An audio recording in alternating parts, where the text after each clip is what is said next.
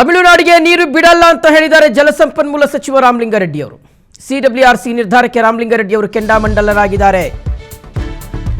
ತಮಿಳುನಾಡಿಗೆ ನೀರನ್ನೇ ಬಿಡೋದಿಲ್ಲ ಅಂತ ಹೇಳಿದ್ದಾರೆ ರಾಮಲಿಂಗಾರೆಡ್ಡಿ ಅವರು. ಸಿಡಬ್ಲ್ಯೂಆರ್ಸಿ ನಿರ್ಧಾರಕ್ಕೆ ಸೆಡ್ಡು ಹೊಡೆದಿದ್ದಾರೆ ರಾಮಲಿಂಗಾರೆಡ್ಡಿ ಅವರು. ನಾವು ಸಿಡಬ್ಲ್ಯೂಎಂಎಗೆ ಮೇಲ್ಮನವಿ ಸಲ್ಲಿಸ್ತೀವಿ, ಕಾವೇರಿ ವಾಟರ್ ಮ್ಯಾನೇಜ್ಮೆಂಟ್ ಅಥಾರಿಟಿಗೆ ಮೇಲ್ಮನವಿಯನ್ನು ಸಲ್ಲಿಸ್ತೀವಿ ಅಂತ ಸಚಿವ ರಾಮಲಿಂಗಾರೆಡ್ಡಿ ಅವರು ಇವತ್ತು ನಡೆದಂತಹ ಸಭೆಯಲ್ಲಿ ತೀರ್ಮಾನವನ್ನ ತೆಗೆದುಕೊಂಡಿದ್ದಾರೆ. ಇವತ್ತು ರಾಮಲಿಂಗಾರೆಡ್ಡಿ ಅವರ ನೇತೃತ್ವದಲ್ಲಿ ಮಹತ್ವದ ಸಭೆ ನಡೆಯಿತು. ಸಿಡಬ್ಲ್ಯೂಆರ್ಸಿ ಆದೇಶವನ್ನು ನಾವು ಪಾಲಿಸೋದಕ್ಕೆ ಆಗಲ್ಲ, ಯಾಕೆಂದರೆ ನಮ್ಮಲ್ಲೇ ನೀರಿನ ಕೊರತೆ ಇದೆ, ಇನ್ನೆಲ್ಲಿಂದ ತಮಿಳುನಾಡಿಗೆ ನೀರು ಬಿಡೋಣ ಅನ್ನುವ ಒಂದು ನೇರವಾಗಿರ್ತಕ್ಕಂಥ ಮಾತನ್ನು ಸಚಿವರಾಗಿರುವಂಥ ಜಲಸಂಪನ್ಮೂಲ ಸಚಿವರು ಹಾಡಿದ್ದಾರೆ. ಮತ್ತು ಇವತ್ತು ಅವರು ಆದೇಶ ಕೊಟ್ಟಿರೋದನ್ನು ನಾವು ಪಾಲಿಸೋದಕ್ಕೆ ನಮಗೆ ಕಷ್ಟ ಆಗುತ್ತೆ. ಅದಕ್ಕೆ ಅಪೀಲ್ ಹೋಗಬೇಕು ಅಂತ ಪ್ರೂವ್ ಮಾಡಿ ಕಳಿಸಿದ್ರೆ ಇವತ್ತೇ ಅಪೀಲ್ ಆಗ್ತದೆ. ಅಪೀಲು ನಮ್ಮ ACS ಅವರು ಅಪೀಲು ಇವತ್ತು ಹಾಕ್ತಾರೆ. ಅದರಿಂದ ಇವತ್ತು ನೀರು ಇಲ್ಲದೆ ಇರೋದ್ರಿಂದ ನಾವು ನೀರು ಬಿಡೋಕೆ ಆಗೋದಿಲ್ಲ. ಸಿಡಬ್ಲ್ಯೂಆರ್ಸಿ ನಿರ್ಧಾರಕ್ಕೆ ಕೇಂದ್ರ ಸಚಿವ ಕುಮಾರಸ್ವಾಮಿ ಅವರು ಕೆಂಡ ಕಾರಿದ್ದಾರೆ. ಅವೈಜ್ಞಾನಿಕ ಮತ್ತು ನಮ್ಮ ರಾಜ್ಯದ ಜನತೆಗೆ ಮಾರಕವಾದಂತಹ ತೀರ್ಪಾಗಿದೆ. ರೈತರು ಈಗಾಗಲೇ ಬರಗಾಲಕ್ಕೆ ತುತ್ತಾಗಿ ಬೆಳೆ ಬೆಳೆದು ನಾಶವಾಗ್ತಾ ಇದೆ. ಇದರ ವಿರುದ್ಧ ನಾವು ಒಗ್ಗಟ್ಟಿನಿಂದ ಹೋರಾಟ ಮಾಡಬೇಕಾಗುತ್ತೆ. ನಮ್ಮ ನಾಡಿನ ಪರಿಸ್ಥಿತಿ ನಾವು ಕಾವೇರಿ ಪ್ರಾಧಿಕಾರಕ್ಕೆ ಅರ್ಥ ಮಾಡಿಸಬೇಕು ಅಂತ ಹಾಸನದಲ್ಲಿ ಕೇಂದ್ರ ಸಚಿವ HD ಕುಮಾರಸ್ವಾಮಿ ಅವರು ಹೇಳಿದ್ದಾರೆ. ಸೊ ಇದು ಎಲ್ಲ ರಾಜಕಾರಣಿಗಳು ಒಗ್ಗಟ್ಟಿನಿಂದ ಮಾಡಬೇಕಾಗಿರ್ತಕ್ಕಂಥ ಕೆಲಸ. ಇನ್ಫ್ಯಾಕ್ಟ್ ಕುಮಾರಸ್ವಾಮಿ ಅವರಿಂದಲೂ ಇದು ಸಾಧ್ಯ ಆಗುತ್ತೆ ಅನ್ನುವ ವಿಶ್ವಾಸವನ್ನು ನಾವು ವ್ಯಕ್ತಪಡಿಸೋಣ. ಬಿಕಾಸ್ ಅವರು ಕೇಂದ್ರ ಸಚಿವರಾಗಿದ್ದಾರೆ, ಕೇಂದ್ರ ಸರ್ಕಾರಕ್ಕೆ ಬಹಳ ಹತ್ತಿರದಲ್ಲೇ ಇದ್ದಾರೆ. ಸೊ ಈಗ ಸಿಡಬ್ಲ್ಯೂಆರ್ಸಿ ನಿರ್ಧಾರಕ್ಕೆ ಕೇಂದ್ರ ಸಚಿವ ಕುಮಾರಸ್ವಾಮಿ ಅವರು ಕೆಂಡ ಕಾರಿದ್ದಾರೆ. ಕಾವೇರಿ ಪ್ರಾಧಿಕಾರಕ್ಕೆ ರಾಜ್ಯದ ಪರಿಸ್ಥಿತಿಯನ್ನು ಅರ್ಥ ಮಾಡಿಸಬೇಕು ಅಂತ ಹೇಳಿದ್ದಾರೆ. ಆಗಲೇ ನಿನ್ನೆಯ ದಿನ ದೆಹಲಿಯಲ್ಲಿ ನಡೆದಂಥ ಕಾವೇರಿ ನೀರಿನ ನಿರ್ವಹಣಾ ಸಮಿತಿ ಏನಿದೆ, ಅವರು ಕೊಟ್ಟಿರ್ತಕ್ಕಂಥ ಒಂದು ಆದೇಶ ಏನಿದೆ, ಅದು ಒಂದು ಕಡೆ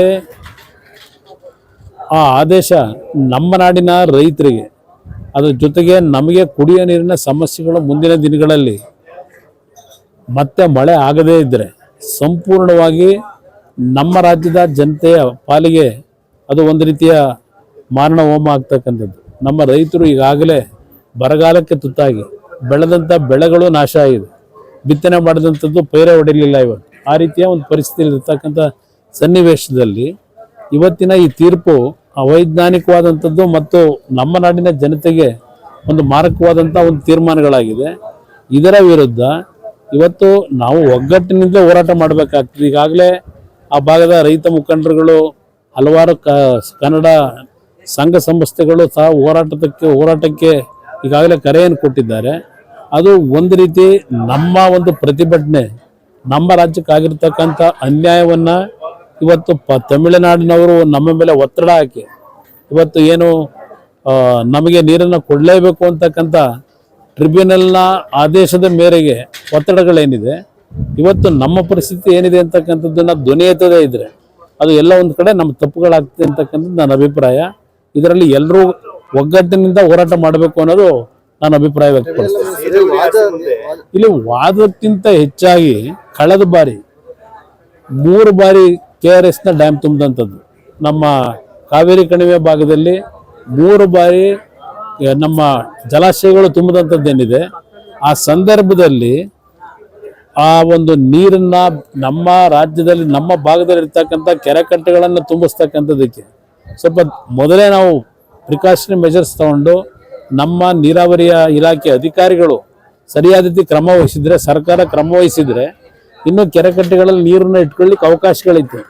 ಆ ನಿಟ್ಟಿನಲ್ಲಿ ನಾವು ಇವತ್ತು ನಮ್ಮ ಕೆರೆಕಟ್ಟೆಗಳಿಗೆ ನೀರನ್ನು ತುಂಬಿಸ್ತಕ್ಕಂಥದ್ದನ್ನು ಯಾವ ಒಂದು ನೇಚರ್ ನಮಗೆ ಬೆಂಬಲ ಕೊಡ್ತಕ್ಕಂಥ ಸನ್ನಿವೇಶಗಳಲ್ಲಿ ಅದು ಸಮುದ್ರಕ್ಕೆ ನೀರು ಹೋಗದೇ ಇರತಕ್ಕಂಥ ರೀತಿಯಲ್ಲಿ ನಾವು ನಮ್ಮ ಕಾರ್ಯಕ್ರಮಗಳನ್ನು ಹಾಕೊಳ್ಳದೇ ಇದ್ದರೆ ಇಂಥ ಒಂದು ಪರಿಸ್ಥಿತಿಗಳಲ್ಲಿ ನಾವು ಕೆಟ್ಟ ಒಂದು ವಾತಾವರಣ ನಮ್ಮ ರಾಜ್ಯದ ರೈತರ ಬದುಕು ಮತ್ತು ನಮ್ಮ ನಾಡಿನ ನಾಗರಿಕರಿಗೆ ಕುಡಿಯೋ ನೀರನ್ನು ಕೊಡಲಿಕ್ಕೂ ಇವತ್ತು ಸಮಸ್ಯೆಗಳನ್ನು ಎದುರಿಸ್ತಕ್ಕಂಥದ್ದು ಈಗ ಕಾಣ್ತಾ ಇದ್ದೇವೆ. ಆ ಹಿನ್ನೆಲೆಯಲ್ಲಿ ಈಗಾಗಲೇ ಹಲವಾರು ವರ್ಷಗಳ ಹಿಂದೆ ನಡೆದಂಥ ಈ ರೀತಿಯ ಒಂದು ಸಂದರ್ಭಗಳಲ್ಲಿ ಆದಂಥ ಘಟನೆಗಳೇನಿದೆ ಅದನ್ನು ಗಮನದಲ್ಲಿಟ್ಟುಕೊಂಡು ನಾವಿವತ್ತು ಕೆಲವು ನಮಗೆ ಹೆಚ್ಚಿನ ಮಳೆ ಆದಂಥ ಸಂದರ್ಭದಲ್ಲಿ ಆ ನೀರು ತಮಿಳುನಾಡಿಗೆ ಹೋಗಿ ಅಲ್ಲಿಂದ ಸಮುದ್ರಕ್ಕೆ ಹೋಗ್ತಕ್ಕಂಥದ್ದನ್ನು ತಡೆಯತಕ್ಕಂಥ ನಿಟ್ಟಿನಲ್ಲಿ ಯೋಜನೆಗಳನ್ನು ಹಾಕೋಬೇಕಾದಂಥದ್ದು ನಮ್ಮ ಒಂದು ಸರ್ಕಾರಗಳ ಕರ್ತವ್ಯ ಏನಿದೆ, ಅದರಲ್ಲಿ ನಾವು ಎಡವಿದ್ದೇವೆ. ಅದನ್ನು ಸರಿಪಡಿಸ್ಕೋಬೇಕು ಅಂತಕ್ಕಂಥ ಹೇಳಲಿಕ್ಕೆ ಬಯಸ್ತೇನೆ. ಸಿಡಬ್ಲ್ಯೂಆರ್ಸಿ ನಿರ್ಧಾರಕ್ಕೆ ಸಿಡಿದೆದ್ದಿರುವಂಥದ್ದು BY ವಿಜೇಂದ್ರ ಅವರು. ಜುಲೈ 31ಕ್ಕೆ ಬೃಹತ್ ಹೋರಾಟಕ್ಕೆ ವಿಜೇಂದ್ರ ಅವರು ಕರೆ ಕೊಟ್ಟಿದ್ದಾರೆ. ಮಂಡ್ಯದಲ್ಲಿ ಬೃಹತ್ ಹೋರಾಟ ಮಾಡ್ತೀವಿ ಅಂತ ಹೇಳಿದ್ದಾರೆ ವಿಜೇಂದ್ರ ಅವರು. ಸಿಡಬ್ಲ್ಯೂಆರ್ಸಿ ನಿರ್ಧಾರಕ್ಕೆ BY ವಿಜೇಂದ್ರ ಅವರು ಸಿಡಿದೆದ್ದಿದ್ದಾರೆ. ಜುಲೈ 31ಕ್ಕೆ ಬೃಹತ್ ಹೋರಾಟ ಮಾಡ್ತೀವಿ ಅಂತ ಹೇಳಿದ್ದಾರೆ ಬಿಜೆಪಿ ರಾಜ್ಯಾಧ್ಯಕ್ಷ BY ವಿಜೇಂದ್ರ. ಮಂಡ್ಯದಲ್ಲಿ ಬೃಹತ್ ಹೋರಾಟ ಮಾಡ್ತೀವಿ ಅಂತ ವಿಜೇಂದ್ರ ಅವರು ಹೇಳಿದ್ದಾರೆ. ಹೋರಾಟ ಮಾಡೋದಕ್ಕಿಂತ ಹೆಚ್ಚಾಗಿ ಇನ್ನೂ ಒಂದು ಒಳ್ಳೆ ಐಡಿಯಾ ಇದೆ. ನೀವು ಡೈರೆಕ್ಟಾಗಿ ಪ್ರಧಾನಿ ನರೇಂದ್ರ ಮೋದಿ ಅವರ ಮುಂದೆನೇ ಹೋಗ್ಬಿಟ್ಟು ತಮ್ಮ ಹೋರಾಟವನ್ನು ತೋರಿಸಿ, ಅವಾಗೇನೋ ಒಂದು ಕಡೆ ಒಂದು ಸೊಲ್ಯೂಷನ್ ಸಿಗುತ್ತೆ. ನೀವು ಬೆಂಗಳೂರಲ್ಲಿ ಅಥವಾ ಕರ್ನಾಟಕದಲ್ಲಿ ಮಂಡ್ಯದಲ್ಲಿ ಹೋರಾಟ ಮಾಡಿದ್ರೆ ಅದು ಏನು ಅರ್ಥನೋ ಗೊತ್ತಿಲ್ಲ. ಯಾಕೆಂದರೆ ನಿಮಗೆಲ್ಲ ಯಾವ ರೀತಿಯಾಗಿ ಹೋರಾಟ ಮಾಡಲಿಕ್ಕೆ ಅವಕಾಶ ಇದೆಯೋ ಅದು ಮಾಡಲಿಕ್ಕೆ ಅವಕಾಶ ಇದೆ. ಇದೆಲ್ಲ ಪಕ್ಷಾತೀತವಾಗಿ ಹೇಳ್ತಾ ಇರ್ತಕ್ಕಂಥದ್ದು. ಸೊ ನಾವು ರೈತರು, ರೈತ ಸಂಘಟನೆಗಳು ನಮ್ಮ ಹೋರಾಟಕ್ಕೆ ಬೆಂಬಲಿಸಬೇಕು ಅಂತ ವಿಜೇಂದ್ರ ಅವರು ಹೇಳಿದ್ದಾರೆ. ಭಾರತೀಯ ಜನತಾ ಪಾರ್ಟಿ ನಾಡಿದ್ದು 31ನೇ ತಾರೀಕು ಮಂಡ್ಯದಲ್ಲಿ ಈ ಕಾಂಗ್ರೆಸ್ ಸರ್ಕಾರ ರೈತರ ಹಿತರಕ್ಷಣೆಯನ್ನು ಕಾಪಾಡಬೇಕು ಅಂತ ಹೇಳಿ ಮಂಡ್ಯದಲ್ಲಿ 31ನೇ ತಾರೀಕು ಒಂದು ಬೃಹತ್ ಹೋರಾಟಕ್ಕೆ ನಾವು ಕರೆಯನ್ನು ಕೊಡ್ತಾ ಇದ್ದೇವೆ. ಆ ಭಾಗದ ರೈತ ಸಂಘಟನೆಗಳು, ಸಂಘ ಸಂಸ್ಥೆಗಳು ತಾವೆಲ್ಲರೂ ಕೂಡ ಈ ರೈತರ ಹೋರಾಟಕ್ಕೆ, ನಮ್ಮ ಹೋರಾಟಕ್ಕೆ ಬೆಂಬಲವನ್ನು ನೀಡಬೇಕು ಅಂತೇಳಿ ತಮ್ಮ ಮುಖೇನ ನಾನು ವಿನಂತಿಯನ್ನು ಕೂಡ ನಾನು ಮಾಡ್ತಾ ಇದ್ದೇನೆ. ಭಾರತೀಯ ಜನತಾ ಒಂದೆಡೆ ಕಾವೇರಿ ನೀರು ಬಿಡುವಂತಹ ಆದೇಶದ ವಿರುದ್ಧ ಎಲ್ಲೆಡೆ ಆಕ್ರೋಶ ವ್ಯಕ್ತವಾಗ್ತಾ ಇದೆ. ಇದ್ರ ನಡುವೆ KRS ಡ್ಯಾಮ್ನಲ್ಲಿ ನೀರು ಎಷ್ಟಿದೆ ಅನ್ನೋದನ್ನು ನೀವೇನಾದರೂ ತಿಳ್ಕೊಂಡ್ರೆ ನಿಜಕ್ಕೂ ಶಾಕ್ ಆಗುತ್ತೆ.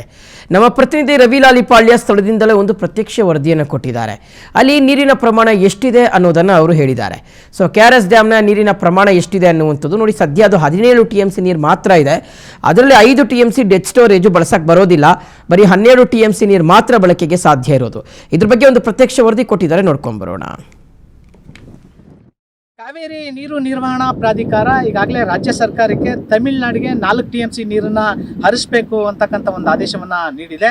ಸೊ ಒಂದು ರಾಜ್ಯ ಸರ್ಕಾರ ಒಂದು ವೇಳೆ ಈ ಒಂದು ಆದೇಶವನ್ನು ಪಾಲನೆ ಮಾಡಿದ್ದೇ ಆದರೆ KRSನಲ್ಲಿ ಯಾವ ಸ್ಥಿತಿ ಎದುರಾಗಬಹುದು ಅಂತಕ್ಕಂಥದ್ದನ್ನ ನಿಮಗೆ ನಾನು ತೋರಿಸ್ತಾ ಹೋಗ್ತೀನಿ. ಈಗ ನಾನು KRSನ ಹಿಂಭಾಗದಲ್ಲಿ ಇದ್ದೀನಿ. ಅಂದರೆ ಹಿನ್ನೀರಿನ ಪ್ರದೇಶದಲ್ಲಿ ಕಂಡುಬರ್ತಾ ಇರ್ತಕ್ಕಂಥ ಇವತ್ತಿನ ಚಿತ್ರಣ, ಯಾವ ಕಡೆ ನೋಡಿದ್ರು ಖಾಲಿಯಾಗಿರ್ತಕ್ಕಂಥದ್ದು ಕಂಡುಬರ್ತಾ ಇರ್ತಕ್ಕಂಥ ಚಿತ್ರಣ ನೋಡ್ತಾ ಇದ್ದೀನಿ. ಯಾಕೆಂದರೆ ಕಳೆದ ಬಾರಿ ಇದೇ ಸಮಯದಲ್ಲಿ KRS ಡ್ಯಾಮು ಸಂಪೂರ್ಣವಾಗಿ ಭರ್ತಿಯಾಗಿತ್ತು. ಆದರೆ ಈ ಬಾರಿ ಮಳೆ ಕೈಕೊಟ್ಟಿರ್ತಕ್ಕಂಥ ಹಿನ್ನೆಲೆಯಲ್ಲಿ ಯಾವುದೇ ಕಾರಣಕ್ಕೂ ಎಂಥ ಸಂದರ್ಭದಲ್ಲೂ ಈ ಬಾರಿ KRS ತುಂಬಲ್ಲ ಅಂತಕ್ಕಂಥ ಪರಿಸ್ಥಿತಿ ಎದುರಾಗಿರ್ತಕ್ಕಂಥದ್ದು ಎಲ್ರಿಗೂ ಗೊತ್ತಿರ್ತಕ್ಕಂಥ ವಿಚಾರ. ಸೊ ಇವತ್ತಿಗೆ ಗರಿಷ್ಠ ಮಟ್ಟ ಹೊಂದಿರತಕ್ಕಂಥದ್ದು ಡ್ಯಾಮು 124.80 ಅಡಿ. ಆದರೆ ಇವತ್ತಿರ್ತಕ್ಕಂಥದ್ದು ಕೇವಲ 91 ಅಡಿ ಮಾತ್ರ ನೀರು. ಅಂದರೆ TMCಲಿ ಹೇಳೋದಾದರೆ ಇದನ್ನು 49.5 TMC ಗರಿಷ್ಠ ಸಾಮರ್ಥ್ಯ ಇರ್ತಕ್ಕಂಥದ್ದು.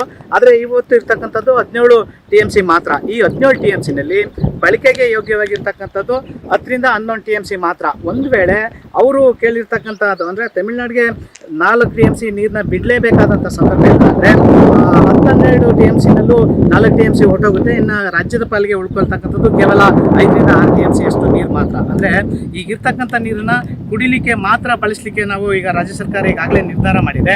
ಇಂಥ ಸಂದರ್ಭದಲ್ಲಿ ಏನು ಕಾವೇರಿ ನೀರು ನಿರ್ವಹಣಾ ಪ್ರಾಧಿಕಾರ ಏನು ಸೂಚನೆ ಕೊಟ್ಟಿದೆ ಅದನ್ನು ಪಾಲನೆ ಮಾಡಿದ್ದೇ ಆದರೆ ಮತ್ತಷ್ಟು ಸಂಕಷ್ಟ ಎದುರಾಗ್ತಕ್ಕಂಥ ಎಲ್ಲ ಸಾಧ್ಯತೆಗಳು ಕಂಡುಬರ್ತಾ ಇದೆ. ಹೀಗಾಗಿ ರಾಜ್ಯ ಸರ್ಕಾರದ ಯಾವುದೇ ಕಾರಣಕ್ಕೂ ಪ್ರಾಧಿಕಾರದ ಸೂಚನೆಯನ್ನು ಪಾಲನೆ ಮಾಡಬಾರ್ದು ಅನ್ನೋ ನಿಟ್ಟಿನಲ್ಲಿ ಇಲ್ಲಿನ ರೈತರು ಹೋರಾಟವನ್ನು ಆರಂಭಿಸಿದ್ದಾರೆ. PNS ವಿಸ್ತಾರ ನ್ಯೂಸ್, ರವಿಲಾಲಿ ಪಾಳ್ಯ, ಮಂಡ್ಯ. ಮೈಸೂರಿನಲ್ಲೂ ಕಾವೇರಿದೆ ನೀರಿನ ವಿವಾದ. CWRC ತೀರ್ಪನ್ನು ವಿರೋಧಿಸಿ ಮೈಸೂರಿನಲ್ಲಿ ರೈತರು ಪ್ರತಿಭಟನೆಯನ್ನು ನಡೆಸಿದ್ದಾರೆ. ಕಾಡಾ ಕಚೇರಿಯಿಂದ ಮಹಾನಗರ ಪಾಲಿಕೆಯವರೆಗೂ ಸಹ ರೈತರು ಹೋರಾಟವನ್ನು ಮಾಡಿದ್ದಾರೆ. ಮೈಸೂರಿನಲ್ಲೂ ಸಹ ರೈತರ ಆಕ್ರೋಶ ಭುಗಿಲೆದ್ದಿದೆ. ಮೈಸೂರಿನಲ್ಲೂ ಕಾವೇರಿದೆ, ಕಾವೇರಿ ನೀರಿನ ವಿವಾದ. CWRC ತೀರ್ಪನ್ನು ವಿರೋಧಿಸಿ ಮೈಸೂರಿನಲ್ಲಿ ರೈತರು ಪ್ರತಿಭಟನೆಯನ್ನು ನಡೆಸಿದ್ದಾರೆ. ಕಾಡಾ ಕಚೇರಿಯಿಂದ ಮಹಾನಗರ ಪಾಲಿಕೆಯವರೆಗೆ ರೈತರು ಪ್ರತಿಭಟನೆಯನ್ನು ಮಾಡಿದ್ದಾರೆ. ರಸ್ತೆ ತಡೆದು ರಸ್ತೆಯಲ್ಲೇ ಮಲಗಿ ಆಕ್ರೋಶವನ್ನು ಹೊರಹಾಕಿದ್ದಾರೆ ಅನ್ನದಾತರು. ಕಚೇರಿಯ ಸಮೀಪ ರಸ್ತೆಯಲ್ಲೇ ಮಲಗಿ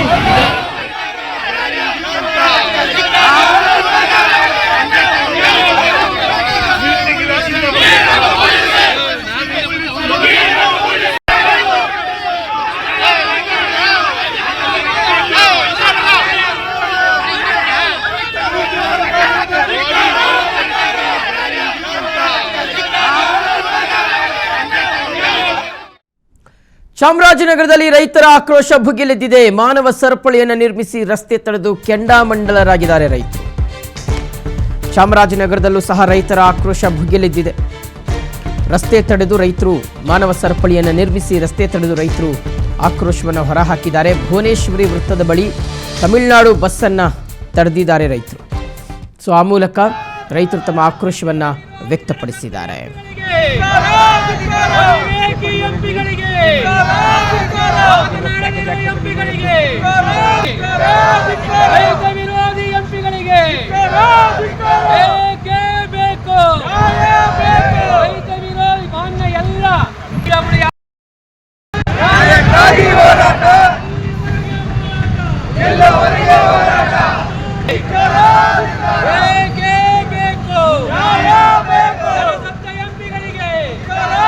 ಪಂಚೇಂದ್ರಿಯಗಳು ಇಲ್ಲದೆ ಈ ಒಂದು ಲೆಕ್ಕಾಚಾರ, ಯಾಕಂದರೆ ದೇಶದಲ್ಲಿ ಎಲ್ಲಿನೋ ಅಂತ ಅವರೇ ಬಡ್ಕೊತಾ ಇದ್ದಾರೆ. ಇಡೀ ಪ್ರಪಂಚದಲ್ಲೇ ಪ್ರಾಬ್ಲಮ್ ಆಗ್ತಾ ಇದೆ.